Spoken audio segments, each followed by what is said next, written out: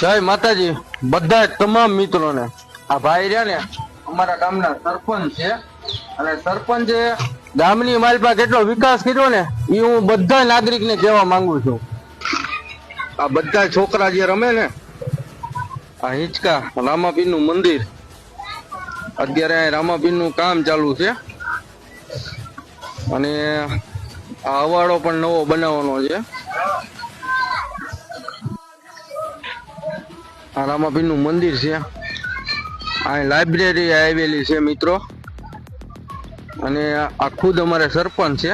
ગામમાં ઉપર રહીને કાંઈ પણ ગામની અંદર કામ થતું હોય અહીંયા કોઈ પણ કામમાં સરપંચ હાજર હોય છે।